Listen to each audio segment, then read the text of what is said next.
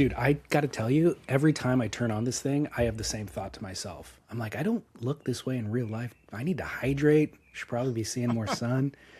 It's pretty hard confronting. Yeah. All right, Scott, welcome back to the show. We've got Colby Plus and kind of a medium-sized announcement from Colby Plus. You're going to be doing a live Instagram feed with Colby and Damian Farrenfort and a couple others tomorrow. I am? You agreed to it.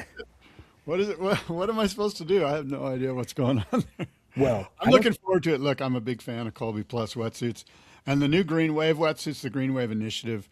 And, you know, like I said last week, you know, my new Green Wave 4.3 is incredibly comfortable and, you know, it's sourced from such incredible materials relative to what the rest of the wetsuit industry is using, except for Patagonia, perhaps. Well, yeah, it's eco-friendly, basically, is what you're looking for, but it's also made out of the Yamamoto. Yeah, it's better than eco-friendly. It's better than that. It's not, you know what I mean? And I don't mean to preach it, quash what you're saying. I'm just like that part of it's great and it's super important, but I wouldn't wear a suit if it wasn't super comfortable. Yeah. And on top of that, it's, you know, Rob and the crew at Colby Plus has gone out of their way to do the right thing. Yeah, absolutely. So the live stream though tomorrow. So you did commit to this. I know, but you know more about it than I do. What am I supposed to do? Nothing. You just joined their live stream. It's basically Colby's going to be hosting it. So go to Colby Plus's Instagram account at 10 a.m. Friday Pacific Standard Time, and they will educate on exactly what the Green Wave is all about. Okay, so I'm just a participant. I just listen. No, you're going to tell people what you love about your Green Wave suit. That's the point. I am? Oh, okay. I'm sure you will learn new things from Rob Colby himself, but I'm sure he's going to ask you what you like about your suit. So that's about all. So you just speak from your truth. Yeah. But this is Yamamoto limestone neoprene. And again, we talked about it last week, but the plant-based jersey is taken from plants like you see in the forest that just wick water away. They don't absorb any water. So it's kind of the same idea with this. That's how they implemented the plant-based. So learn more tomorrow on Instagram, and you can get your Green Wave suit now on colbyplus.com. I think they have two offerings, a 4.3 hooded chest zip and then a 4.3 without the hood. But these are their current premium suits, even better than what we've been singing the praises of in the past. So go to colbyplus.com. And then also, of course, realwatersports.com for any and all your surfboard or water sport needs. Yeah, it seems like every time this time of year, every year, sort of like almost edging into springtime, you and I are thinking about our surf trips. Others are thinking about their surf trips. Feels like winter here in California has left us as far as swell. And so all eyes are on going places. And whenever I'm going somewhere, I'm thinking real water sports because I know I can go there for one-stop shop and just go ding, ding, ding, ding. I need a new board, some fins, some sunscreen, a towel, and some board shorts. Boom, delivered straight to my door. Board bag, even, whatever you need. The other thing we don't talk about nearly enough is they have a used section on their website. And there's just gems on there. So there are used surfboards. Like I'm looking at a Sharp Eye right now for $150. Presumably a customer just sold it back to them. But they also have blems. You know, like if they're getting a shipment of boards from Bing or Christensen or Maurice Cole or whatever, and maybe something happens during shipping, or maybe just in the lamination, there was a little blem. They have brand new boards with tiny blemishes also available, discounted. So you can just get smoking deals. That's in addition to their already, you know, massive inventory of new boards. Just click over on the used section and see if there's anything that suits you. Good call. Yeah. So realwatersports.com. As we see some movement at the takeoff zone, it's Kelly Slater grabbing right. Yeah, guy. Welcome to Spit. It is the Spit podcast. David Lee Scales, Scott Bass, talking all things surf with you. It's February 26th. It's a Thursday morning. Good morning to you, David Scales. Good morning to you, Scott Bass. Winding down the second month of the year already. Holy mackerel. Holy mackerel. I've got some stuff here for us. I've got a Who Said That and some North Shore news and some International Olympic Committee news as well. Yeah, that kind of dominated my news feed this week, so we can definitely get into that. What do you got? Definitely Olympic Committee stuff. Sponsor swaps across the board. Lots of kind of big shifts with professional surfers, sponsorships.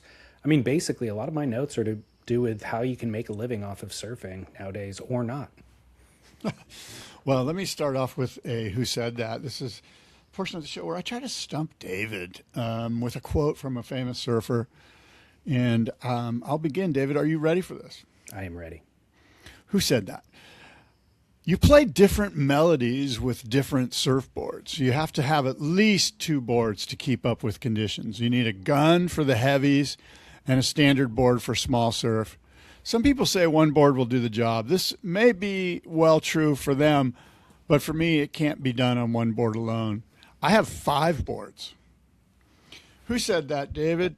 Was it A, Skip Frye, B, Lance Carson, C, David Nueva, or D, Mark Martinson? Tough one for me. None of these jump out to me as either being the one or that they wouldn't be the one. I'm going to go with D, Mark Martinson. That's wrong, David. That is incorrect. You're bereft of the right answer. Wow. Was that a homework assignment to use the word bereft in today's show?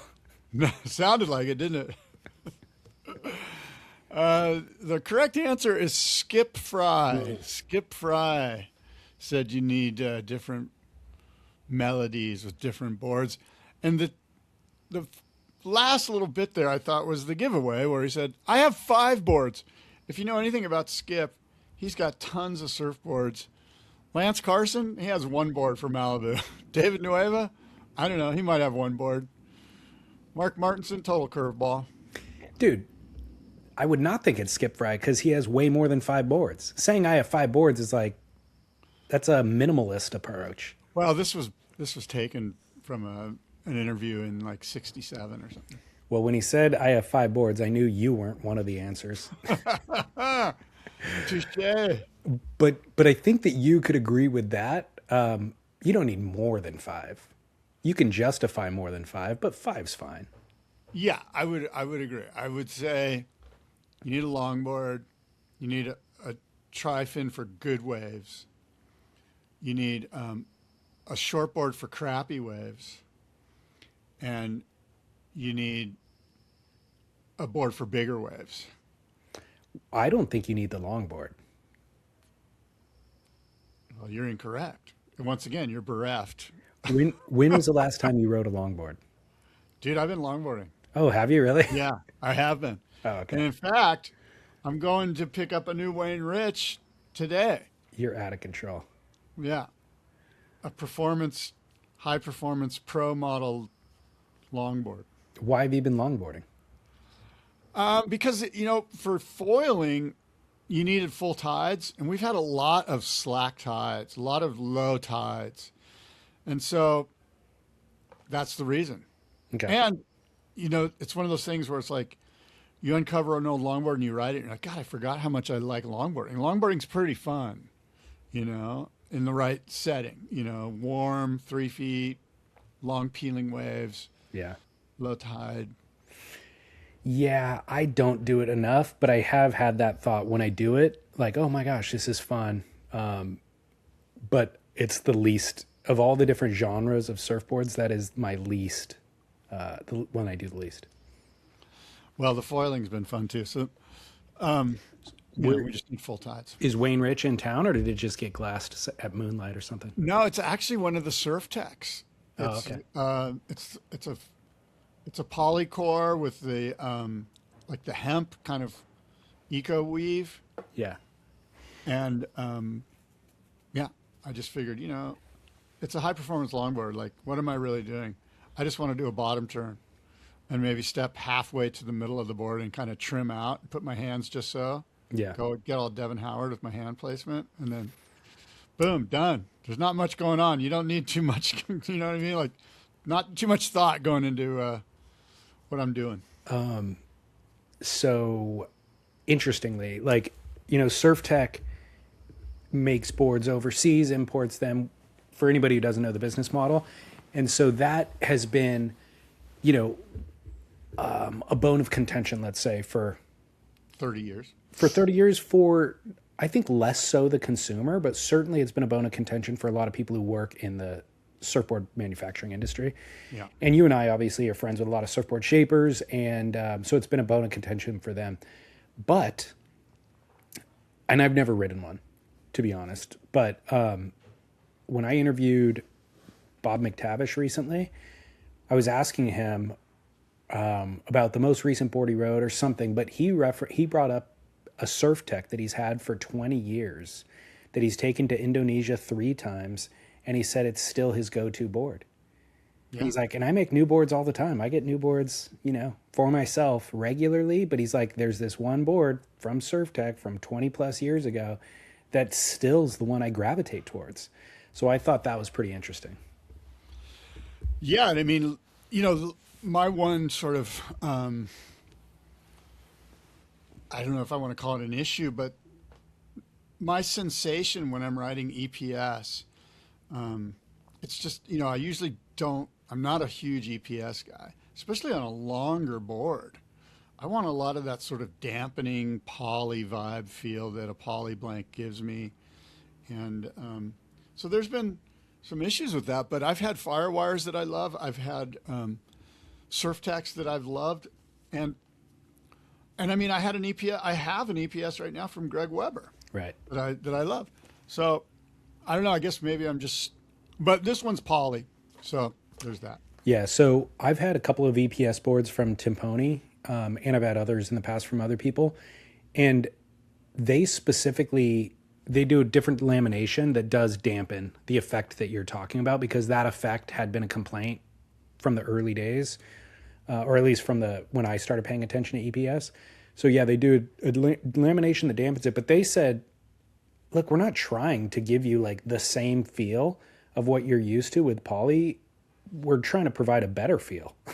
So the dampening allows it to have less of that static chatter that you're familiar with or that you associate with EPS. But then there's all this additional benefit from using epoxy resin, which is strength and longevity and durability. So they're like, ride this and you'll feel a certain amount of, let's say, return to static that you get from your traditional construction. But when you get out of the water, check it for heel dents. There won't be the heel dents. And you'll notice this board lasts you for years, without being compromised or losing some of that spring. So that's what I appreciate, because if you're just trying to get to the equivalency, then that's the best you'll ever achieve. The idea is, no, we're starting like with a familiarity, but this is actually a superior construction. Yeah, that's a really good way that those guys put it. That makes tons of sense to me. Yeah. So don't be afraid of EPS, listeners. No. What else do you got, David? Well, look, a couple of short, quick news segments, and then we can get into the Olympic qualification scenario. Yeah. Kelly, congratulations real quickly to Kelly Slater and his girlfriend, Kalani, pregnant. Second baby on the way. Amazing. That's, how old is Kelly? 54? 54 as of this month. 54. He's in great shape, though. I mean, look, they're going to have a wonderful family. It's cool that their youngest is going to have a sibling. The whole thing's good news. Great news. You know what I mean? Congratulations. Absolutely. And it feels like he's living a entirely second life. Yeah, good for him. 50 years of kind of focusing on the 11 world titles and everything that associated with it, and then 50 years of, I mean, really, if we weren't certain that Kelly would be downshifting away from competition after baby number 1, I think it's almost a foregone conclusion that he is now. So, yeah, I'm stoked for he and his wife. I don't know either of them, but you know what a joy children are, as you and I both know. So this is good stuff. Absolutely. And then in sad news, but it absolutely needs to be addressed, is What's going on in Mexico? Yeah. Mexico is near and dear to your heart, to our Yeah. hearts. We've lived within an hour plus or minus drive of the border of Baja, Mexico, and I think you and I both have spent more time in Mexico than anywhere other than the United States. And basically, the quick backstory for anybody who doesn't follow the news is El Mencho, who is the number one most wanted man in Mexico and the head of a cartel, was killed. And the cartel has responded with tremendous violence in the streets of Guadalajara, Puerto Vallarta, and elsewhere. But directly, Mexican Defense Secretary Ricardo Trevilla stated on Monday that authorities tracked down one of his lovers, El Mencho's lovers, to a hideout. And after a brief pursuit, Mencho and two bodyguards fled into the woods, and they were promptly killed. They were chased down into the woods and killed. So Mencho was critically wounded in the shootout, but he bled out en route to Mexico City. The operation also saw the deaths of 6 cartel members and the arrest of 2 others, with 3 soldiers injured in the process. Before the death, El Mencho carried the hard-earned title of Mexico's most wanted man and had a $10 million bounty on his head. Now that he's gone, the cartel has responded and in violence, and the body counts at 73, including 25 members of the National Guard. Obviously, vehicles, you've seen the news, vehicles set ablaze, roads blocked, government scrambling to close schools, enforce lockdowns, stay-at-home orders are issued for a lot of the residents. So wild times, and certainly gives you pause if you have a trip booked to any of these locations anytime soon. Yeah. Look, the official spit commentary on this is probably wise not to go to Mexico. However, the unofficial,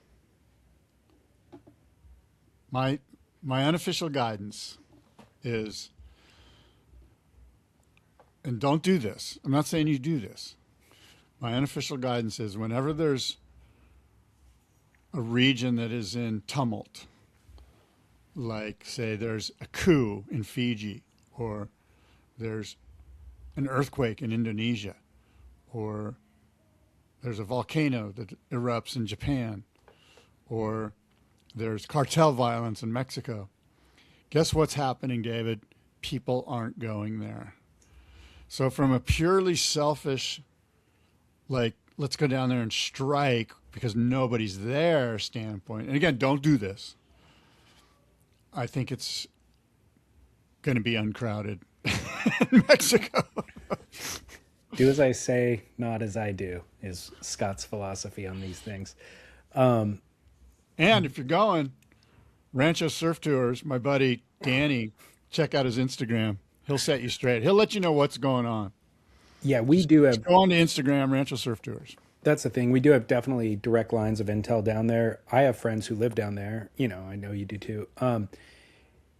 And they're safe, but it's a little more unpredictable than some of those other scenarios that you gave. You know, especially natural disaster scenarios. This is a situation. Mexico has always been a little uncertain, you know, unpredictable. And this actually, I love the place so much. I love going there. I love the food. I love the people. That's the thing, the people. This story made me feel sympathy for the people of Mexico more than anything else. Yeah. Because this is the people who have been at the behest of cartels. You used bereft. I will use behest. Okay, good work, man. This is... Holy shit. They've been at the behest of the cartels and, by the way, corrupt law enforcement for their entire lives, probably, but certainly my entire lives. Like, the people of Mexico are such a resilient, beautiful, kind-hearted people who live in this system where they're under the threat of, if not violence against them, random violence that takes their loved ones, and then, of course, young men who they're raising who then get swept up in the cartel life or corruption life because it is a fast track to earning money, you know? So this just reminded me of how fragile and sad the system is. It really does feel like a broken state to me. Yeah, I'm not an expert in the, I think like our general sort of gut feeling on this is that, aligns with what you said.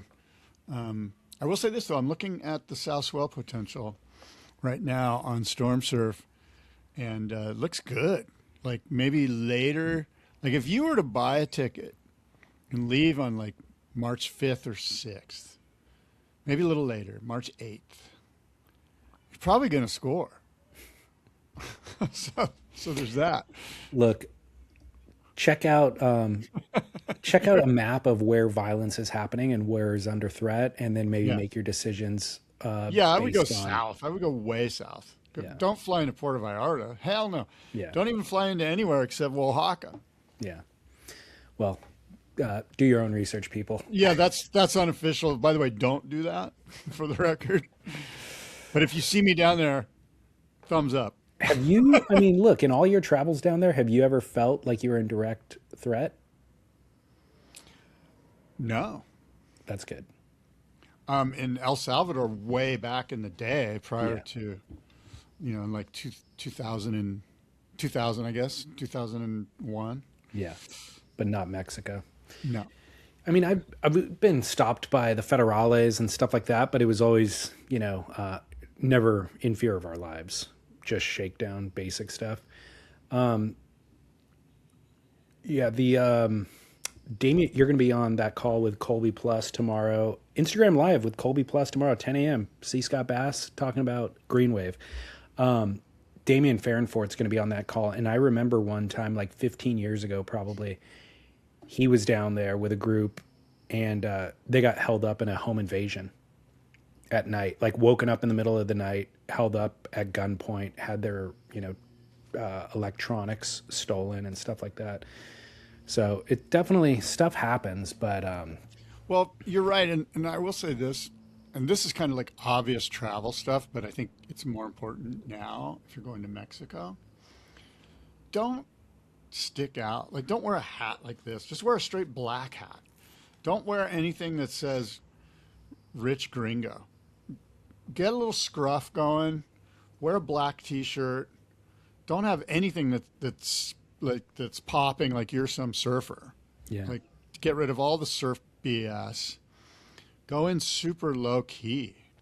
Don't be that always helps. And don't be drunk getting in fights at bars late at night. Well, of course not. I mean, now you're just asking for just standard buffoonery to occur.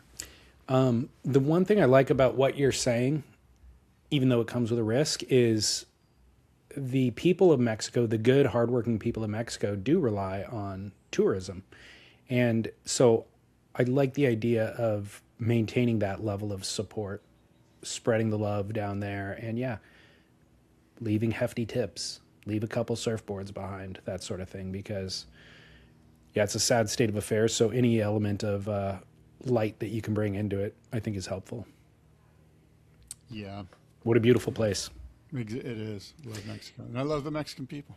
So back to the Kelly Slater conversation real quickly. It's worth noting Stab in the Dark has been postponed. They were supposed to release it today, Thursday, February 26th.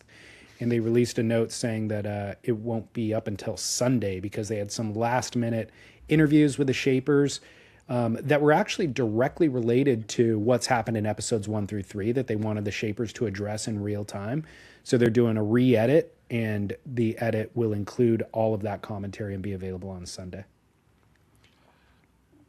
Can I just say that Sam sent an email to everybody, all the premium members, basically saying, can we please ask a significant favor? And of course, what are we going to do? Say no? And that's my problem. You're not asking, you're just doing this. Like, don't ask. How about if I say no? Then what happens? Like, I want my episode right now. So this idea that he's framing it with this, like, can we ask a simple favor? You're just telling us you're postponing it, which is fine. I actually get it. I'm okay with it.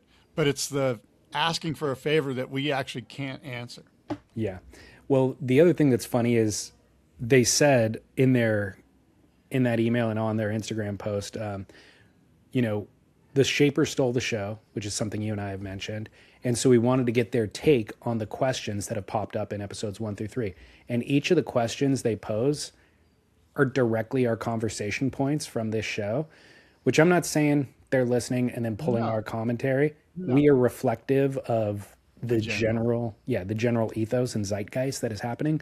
But the question specifically is, did Kelly Slater know that it was a Dan man? Which I said no, because Kelly said no, and I believed him. But a lot of the commentary I've seen online says they think Kelly was lying. The other question is, why didn't Britt Merrick pull out his dad's files to make the board?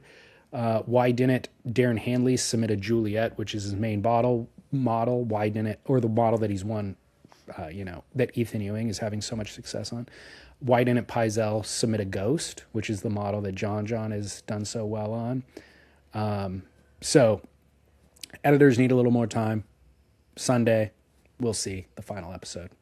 Clear your schedule, March 1st, Scott Bass. Like I was saying, they framed this as if they were canning some more interviews, and I'm just wondering, perhaps, and I guess I'm sort of hoping, maybe there was one more little blurb of swell that showed up that they had an opportunity to get on in the can, so to speak. But if that were the case, why wouldn't they just mention it? That's a good point.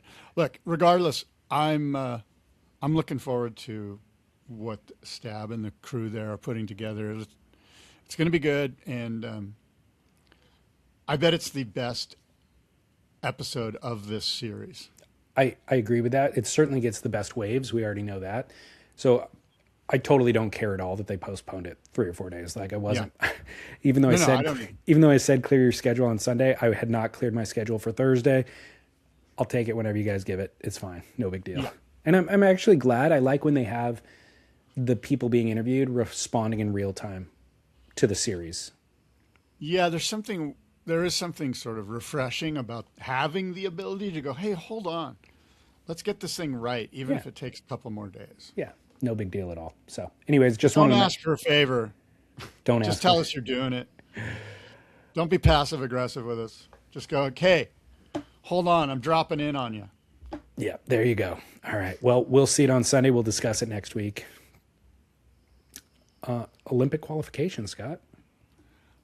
Holy mackerel. So last week in Milan, the International Olympic Committee, its executive board signed off on surfing's qualification system for the Los Angeles 2028 Games.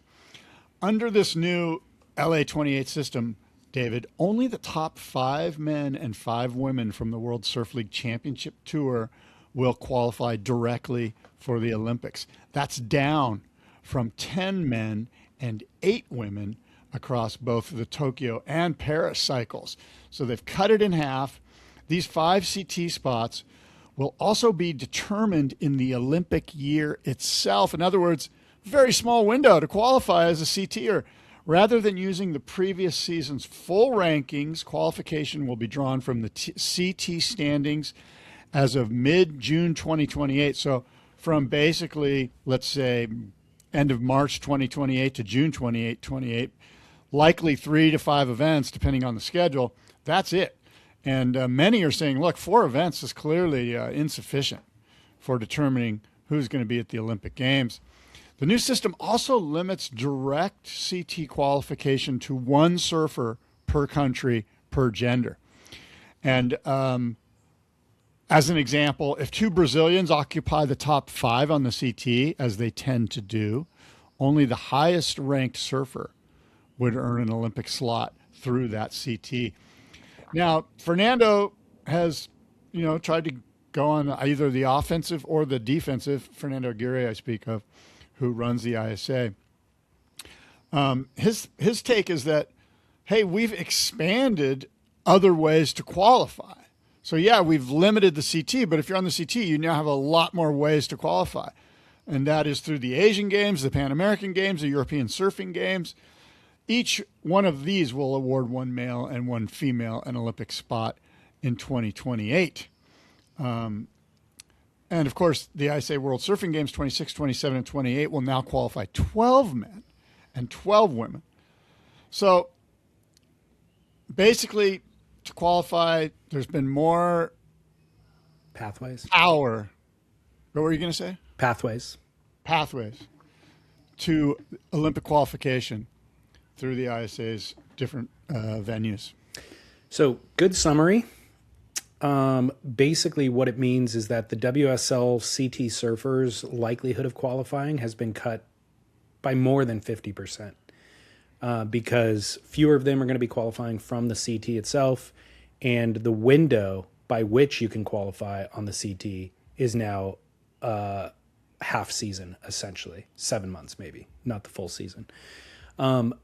So to June, I mean, it's really 3 months. Okay. March, April, May. Let's just call it April, May, and June. So the real news story here is that when the ISA released this statement, there was an incredible backlash from CT surfers. Yeah. I want to say surfers in general, but it was really just CT surfers largely.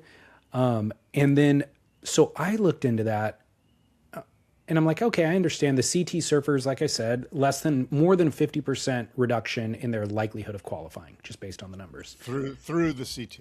They can still compete in those other methods that you said, but of course that adds to their travel schedule and their commitments. And by the way, those ISA games are freaking a battle of attrition. It's not the same process as a CT event, right? So it's a totally different style of competing. Anyways, what became most interesting to me as I looked into this further is it really feels like a power move by Fernando Aguirre to wrestle power away from the dominant body, which is the WSL, and create parity for the ISA, which is kind of a boss move from a boss like Fernando. It's like, you know, he was very much working in step with them to get the IS, or to get surfing into the Olympics. And they are heavily reliant on the WSL and that level of profile of athlete to get to the level of the Olympics. But now that they've been in the Olympics through 2 cycles, this feels like a chess move of, I'm actually going to reduce your power as a surfing body and add, because again, he's eliminating, he even says, his own quote, that he still recognizes the WSL remains the highest priority of hierarchy for our qualification system. So despite saying that and acknowledging that, he's giving them less power and opening up new opportunities that he controls. So there's more pathways of qualification, but they're the ones that we control as the ISA. Now, this actually, he's claiming that this allows for universality and recency as well, because this now isn't using the WSL's rankings from last year. This is now rankings that are all more recent.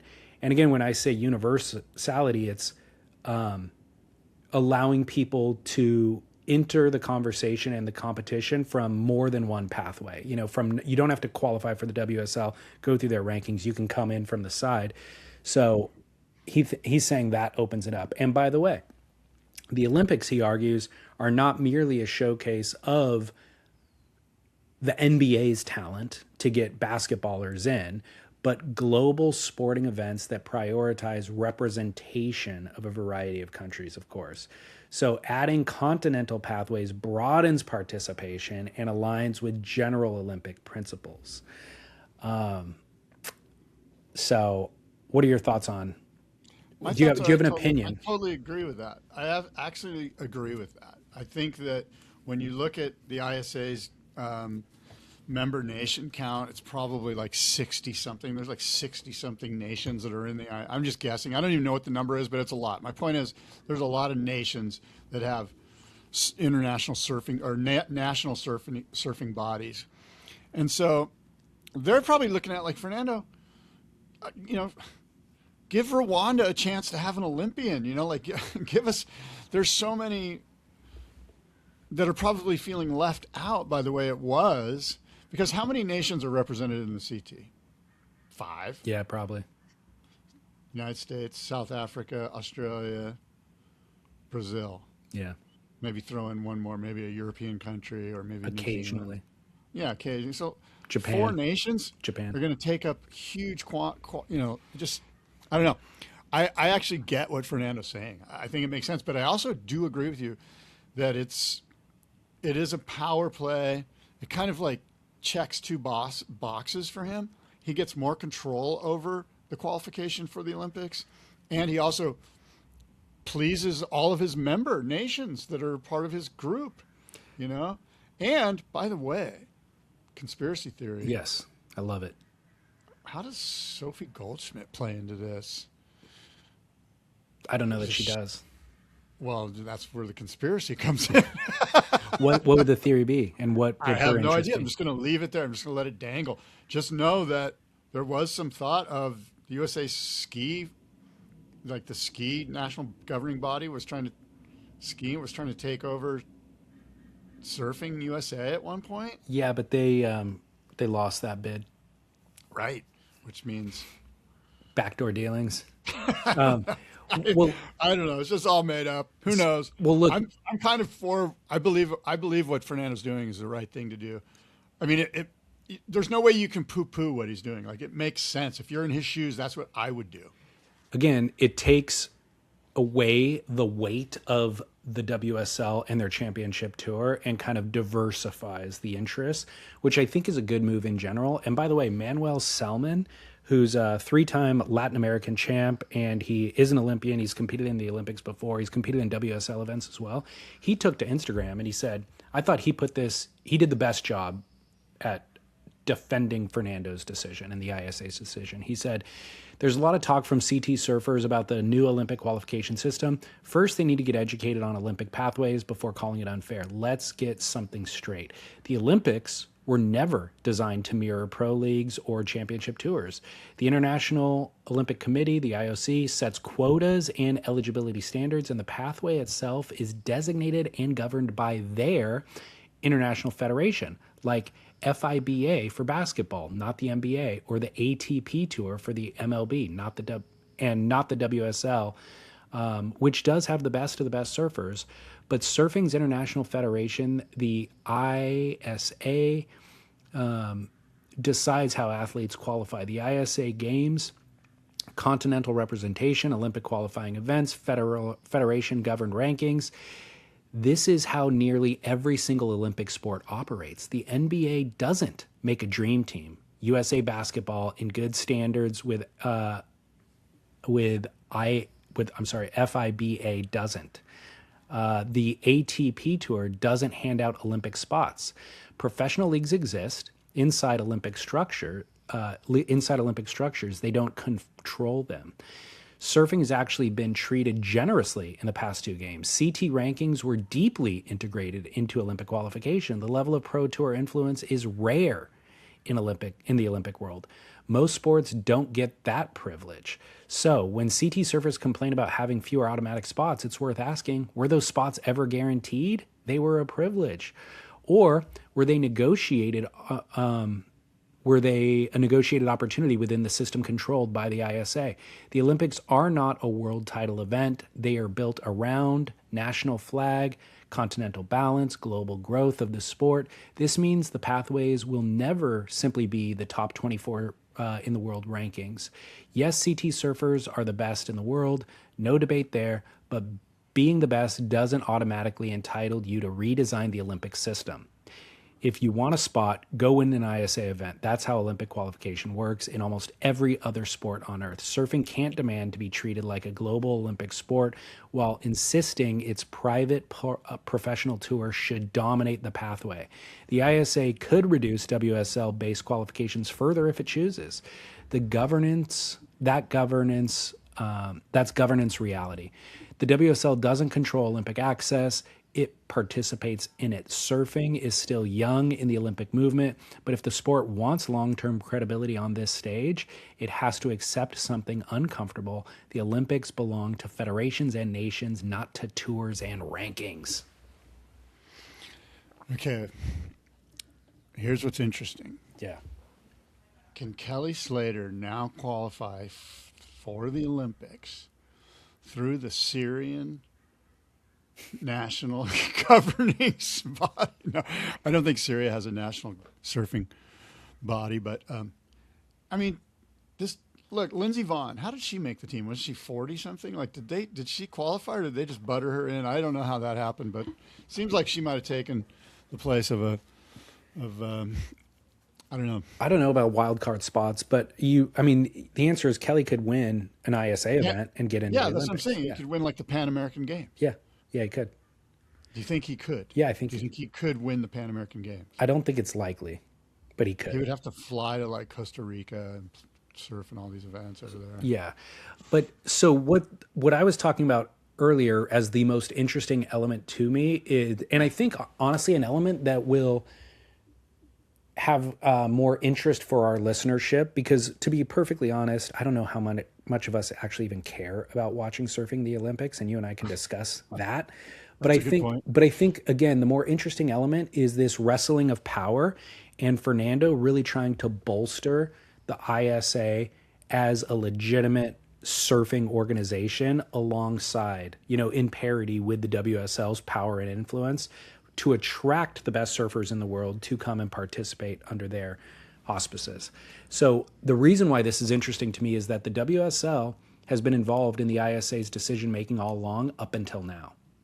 Ryan Crosby put out a press release and he said the ISA did not consult the WSL or the athlete representatives before submitting this proposal for the new qualification system to the IOC. He says, quote, "The WSL supports our athletes and together with the surfers' representative body reject the new qualification process put forward by the ISA. We believe that surfing's success on the Olympic stage relies on the participation of the world's elite surfers, and this new system compromises that goal. We are deeply disappointed in the ISA and their complete lack of consultation through the process. They ignored our attempts at a reasonable partnership, canceled meetings, and failed to respond to emails while simultaneously pursuing back-channel discussions regarding qualification. WSL and our athletes are asking the qualification process be corrected to ensure that the top-ranked surfers have a place at the Games. Consistent with Tokyo and Paris, we hope to resolve this, and moving forward, we want what's best for the sport." Boom. Assuming you and I give a shit about watching the Olympic surfing, it's going to be at lowers. Could be kind of good. Would you be disappointed if how about, who's the Japanese kid that's red hot that won the U.S. Open? Hiroto Ohara. Would you be disappointed if he went out there and was in the finals, let's say call it a 4-man final with, Yago, Hiroto, and some French surfer. Who's the red hot older French guy? Marc Lacomere. There was another guy, but yeah, let's say him. Like the guy that's just grinding. He's like 38. He's still doing it. Oh, Joan Deroux. Yeah, Joan Deroux, and our friend the Moroccan, Ramzi Boukayem. If that was the final, would you be stoked on watching the action that's going to go down between Ramzi? Yeah. Joanne, exactly. Me too. Yeah. It's actually kind of exciting that it's not the CT guys. It's just a CT final. Yeah. No, look, I think I'll show you a clip in a little bit of Shane Borland doing this crazy air. And it's like Shane Borland from Australia, if he made it in, like, random radical free surfer at lowers going for gold against John Florence, I'd be like, yes, that'd be incredible. Well, John, that's interesting too. I'm just picking top-ranked, top-level CT surfer, even though he's not CT surfer anymore. So yes, the answer is I am cool with all of that stuff. And what I've learned from watching the Winter Olympics is I don't care what country they're from. Like I'm often rooting for a different country instead of the U.S., because just understanding the storyline or their style or whatever, I can get behind it. Yeah. But so the idea though of him, Fernando and the ISA not including the WSL and in fact canceling meetings and not even replying to emails, Ryan laying it out like that, I appreciate. Ryan, pull back the curtain. I do too. And But I also understand Fernando's like, you're not in the process because you're not a part of the process. Like, this is how it's going to be. Like, I'm in charge. This is what's happening. I have 60 nation states that are wondering why I'm not giving more opportunity to their players. yes, So I have to answer to them. I don't get paid by you. yeah. So as a businessman, I do see this as a boss move from Fernando, and I respect it. I also think there's danger in having a monopoly, again, just from a business standpoint and from a consumer and an entertainment standpoint, me being the viewer. There's danger in the monopoly of the WSL holding all the cards and the power. So I love this divesting of power, even though I don't love the ISA events as a fan. I see this as creating more opportunity for Fernando, but now I'm going to give you the defense against it, is that the WSL, even though Fernando is claiming that this is an opportunity for more, is almost altruistic on his behalf. This is an opportunity for more surfers. They've also been accused of leveraging their power to serve their own interest rather than the surfers of the sport themselves. So I don't know if it's entirely genuine that he's doing this in the best interest of the surfers, or is it just in the interest of building the ISA's, power as a governing body to then use it for their own interests?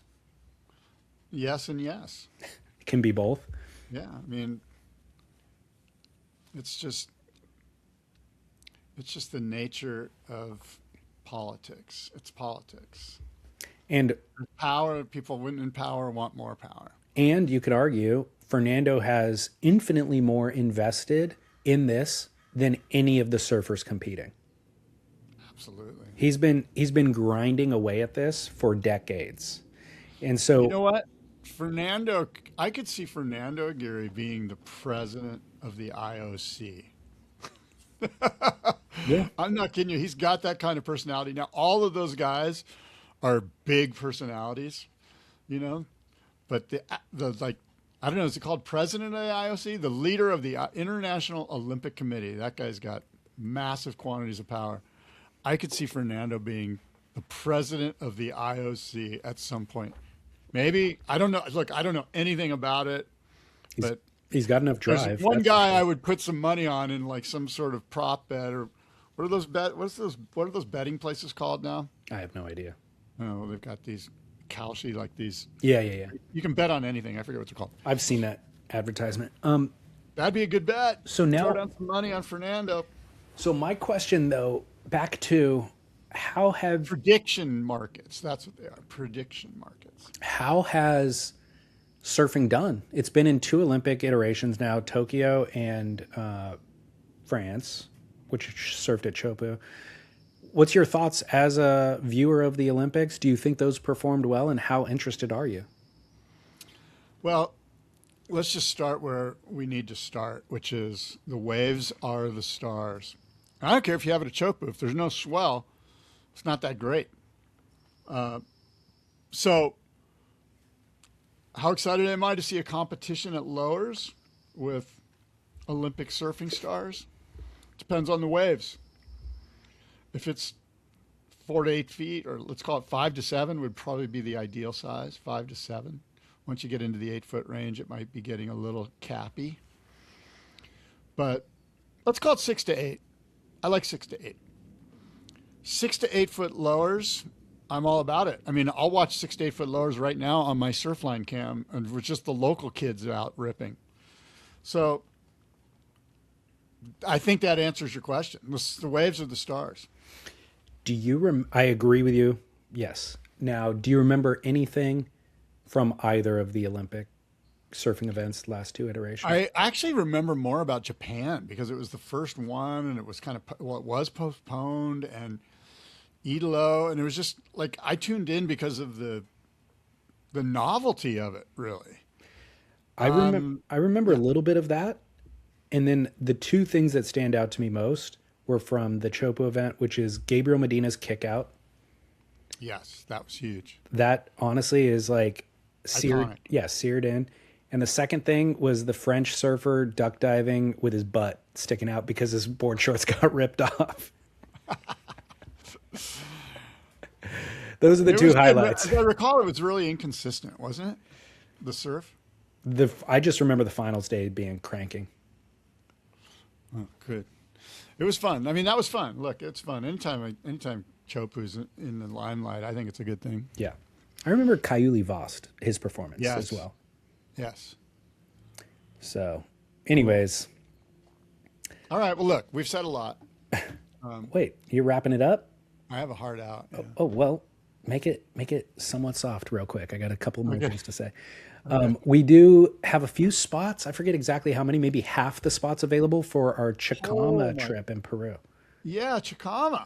Chicama. We're going August 22nd. Nicaragua in April is well sold out. But we're going back to Chicama, Peru in August 22nd. And I think, like I said, about half the rooms are sold already. And it will sell out. But man, I am psyched. I loved it. It's such an easy trip once you're there. You sit at the property, you watch the waves all day long. Tons of waves go unridden. Everybody gets their fill. We have the whole resort to ourselves.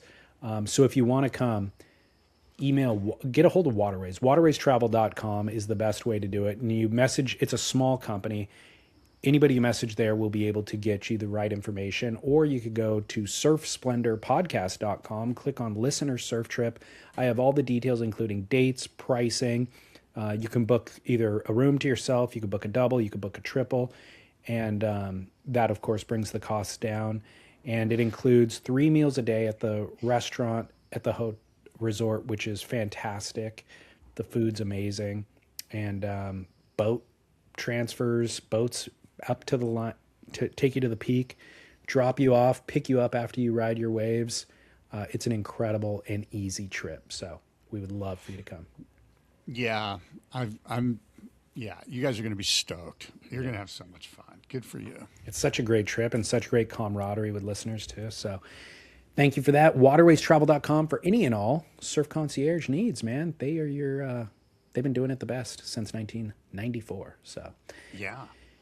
And then, of course, Surfrider Foundation. I actually just released a podcast with the Surfrider Foundation giving an update on the offshore oil drilling and the new proposals by the current administration and where that stands, where your voice can be heard, how you can fight against it, all that sort of thing. So if you want that with myself and Chad Nelson and one of their ocean protection managers, Pete Stauffer is the guy's name, who's steeped in this day in and day out. Listen to that Surfrider podcast, and then of course become a member at surfrider.org. And do you have time for must-see moments, Scott? I do. Okay, thank you. Good, sir. Yeah. Must-see moment presented by Treeswax, treeswax.com/spit. Promo code SPIT will get you there, and you'll save 20% by purchasing online with an online guarantee as well. Hey, guess what? I can't show you my screen. I've got a glitch going on, Scott. But my must-see moment, it's two actually. I mentioned it earlier. Shane Borland doing I don't even know what the trick is, but there's a new wave pool in Saudi Arabia. And I've almost decided to put a moratorium on sharing wave pool clips because they're boring. I'm over it. Yeah. But he does this backside air. I don't even know how to name. I don't know the names of airs or rotations and grabs. This is what I would think is a judo kick. Yeah. Judo air. He does a kick, grabs the rail, does a kick with his front foot, but it's in the midst of a backside full rotation air. So he goes up, backside, hits the lip, grabs the rail, starts the rotation, kicks his front foot away from the board, and even bones out the board a little bit, does a complete rotation, lands. Insane. Incredible. Shane Borland. Hell yeah, Shane Borland. But because I'm not showing wave pool clips, I'm instead going to point you towards Evan Geiselman. Go to Evan Geiselman's Instagram account. He made a trip over to Hawaii in recent weeks and got such a crazy double barrel app pipe, like fully doubled up, sick one, gets spit out, goes over like a bump into the sandbar section, and that thing turns into a cavern as well, and he gets a second one, gets blown out of that too. So Evan Geiselman on the backside of his career still showing up at pipe and then doing what he does. And by the way, he had an injury out there. I don't know if you remember, 5+ years ago, where he got concussed, knocked unconscious, had to be saved by a body boarder, Andre Botha, I think was his name, the bodyboarder, and rescued Evan, pulled him out of the water. They revived him on the beach. Super scary moment from pulling into a closeout. So to see him back there doing his thing without any fear, incredible. Guys, legend. How about his foiling? I think you're thinking Eric. Oh, his brother. Eric Geiselman's like a professional foil boarder at this point. They both foil. Evan foils. Okay. Yeah. Impressive. Insane. Impressive fishermen and impressive golfers too. Those guys, they're the Florida Dad's quadruple a great threat. shaper too. That's right. Their dad's an incredible shaper. That's right. They're living the life, those guys. Good for them. Yep, and there you go. And again, must-see moment presented by Trees Wax, petroleum-free, high-performance surf wax, available for the same price as regular surf wax, yet eco-friendly. Hell yes. You got to love the Trees Wax. I do. Of course. All right. Well, look, David, where are you, by the way? You're in Kauai. No. Newport Beach. We're with family visiting for a funeral. Okay. Oh, I'm sorry. Okay. Well, look, until next time, adios and aloha.